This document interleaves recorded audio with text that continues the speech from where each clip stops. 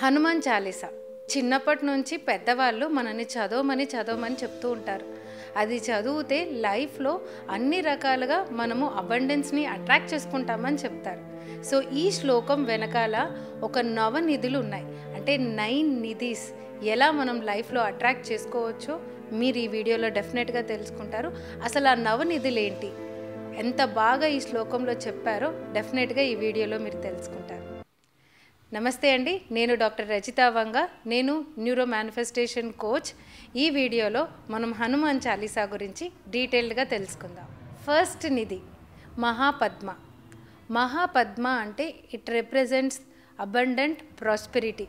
అంటే లైఫ్లో materialistic things, మనము కోరుకున్న ధనం, ఇల్లు, ప్రాపర్టీ, 10 మందికి పంచే అంత డబ్బు, ఒకరిని సంతోషపెట్టే అంత మన దగ్గర ఉన్నప్పుడు దాన్ని మహాపద్మ ప్రాస్పెరిటీ అంటారు.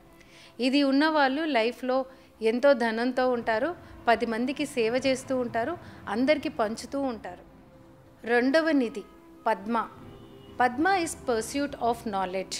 అంటే ఏంటి, మనం మన నాలెడ్జ్, బుద్ధిని పెంచుకోవడం, మనపైన మన సోల్తో ఎలా కనెక్ట్ అవ్వాలో తెలుసుకోవడం, సెల్ఫ్ డెవలప్మెంట్ పైన ఖర్చు పెట్టడం, కొత్త కొత్త విషయాలు నేర్చుకోవడం, దానిపైన మన జ్ఞానం పెంచుకోవడంనే పద్మ అని అంటారు. మూడవ ట్రెజర్ శంఖ. శంఖ అంటే గొంతు, అంటే voice, communication, power of leadership. అంటే మనం ఎప్పుడైతే ఒక 10 మందిని 100 మందిని ఇంప్రెస్ చేసేయగలిగే మాటలు మాట్లాడగలగడం, మన మాటలతో ఎదుటి వాళ్ళని మెప్పించడం, వాళ్ళని కమ్యూనికేషన్ ద్వారా వాళ్ళని కన్విన్స్ చేసే శక్తి మనకున్నప్పుడు దాన్ని శంఖ అంటారు. సో శంఖ నిధి ఉంటే లైఫ్లో లీడర్స్ అవుతారు, గొప్ప స్థాయికి సొసైటీలో వాళ్ళు ఎదుగుతారు, అందరూ వాళ్ళని ఇష్టపడతారు. నాలుగో నిధి మకర. మకర రిప్రజెంట్స్ ఒక యానిమల్, ఒక జంతువు, సగం చేప. అంటే ఒక క్రియేటివిటీకి సింబల్ అన్నమాట.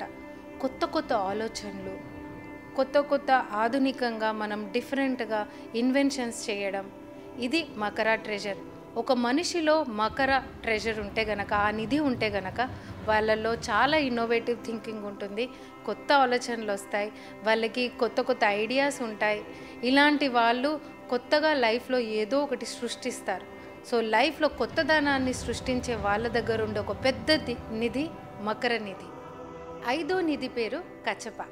కచప అంటే టాటాయిస్, తాబేలు. ఇది ఒక సెలెస్టియల్ తాబేలు అన్నమాట. అంటే it symbolises stability and mental powers.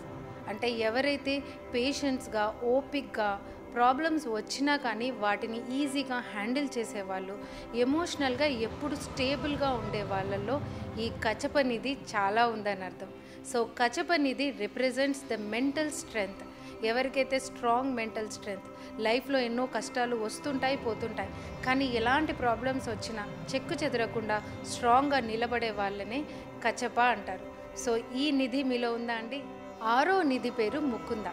Mukunda అంటే ప్రేమ కలిగిన వాళ్ళు. సో 10 మందికి ప్రేమ పంచుతూ, ఎదుటి వాళ్ళ కష్టాలని అర్థం చేసుకుంటూ, వాళ్ళ కష్టాలకి తోడ్పడుతూ, లైఫ్లో ఒక బాండింగ్, ఒక రిలేషన్షిప్స్ని డెవలప్ చేసుకునే స్ట్రెంగ్త్ ఉన్న వాళ్ళే ముకుంద అంటారు. సో ముకుంద ట్రెజర్ చాలా ఇంపార్టెంట్ ట్రెజర్. ఇది ఉన్నవాళ్ళు ఎప్పుడు పాజిటివ్గా అందరికీ ప్రేమను పంచుతూ ఉంటారు. లైఫ్లో they are very kind hearted people and they emotionally attach. అంటే ఈజీగా అందరితో ఎమోషనల్గా కలుస్తారు. చుట్టూరుతున్న వాళ్ళందరూ వాళ్ళని ప్రేమతో వాళ్ళు బాండ్ అవుతూ ఉంటారు. So this is a divine treasure అన్నమాట. సో మీరు ఆలోచించండి, మీలో ఈ ట్రెజర్ ఉందా అనేసి. ఏడవ నిధి, ఏడవది కుండ అంటారు. కుండ అంటే దే ఆర్ లైక్ వాళ్ళు ఒక హయ్యెస్ట్, మనం ఎందుకు ఈ జన్మెత్తాము, అసలు మన పర్పస్ ఏంటి అని రియలైజ్ అయ్యే వాళ్ళే కుండ నిధితో ఉన్నవాళ్ళు. అంటే వాళ్ళతో వాళ్ళు ఇంట్రోస్పెక్ట్ చేసుకుంటారు. వాళ్ళ ఆత్మతోటి మనం కనెక్ట్ అయినప్పుడు, ఆత్మ ధ్యానం చేసినప్పుడు, ఆత్మతోటి మనం కనెక్షన్ ఏర్పరచుకున్నాక అసలు మనం ఈ జీవితం ఎందుకు పుట్టాము, మనం ఏం చేస్తే మన లైఫ్ ఒక ఫుల్ఫిల్ అవుతుంది, అండ్ ముఖ్యంగా దేవుడు అంటే ఏంటి, అసలు దేవుడితో ఎలా కనెక్ట్ అవ్వాలి, ఇలాంటి నిధినే కుండ నిధి అంటారు. ఎనిమిదో నిధి నిల. నిల అంటే ఒక బ్లూ కలర్ నీలంగా ఉండే జెమ్ స్టోన్. అది ఏం రిప్రజెంట్ చేస్తుందంటే మన బాడీని మనం ఎంత భద్రంగా చూసుకుంటున్నాం, మన ఫిజికల్ మెంటల్ వెల్బీయింగ్ని ఎంత మనం ఇన్వెస్ట్ చేస్తున్నాం అన్నది చాలా ముఖ్యం. సో ఇందులో వాళ్ళ బాడీ గురించి కేర్ తీసుకుంటారు, వాళ్ళ మైండ్ గురించి కేర్ తీసుకుంటారు, and they practice lot of self love, self care. So self కేర్ని ప్రాక్టీస్ చేస్తూ వాళ్ళు హెల్దీగా ఉంటారు. హెల్దీ అయిన ఆహారాన్ని బాడీకి ఎప్పుడు అందజేస్తూ ఉంటారు.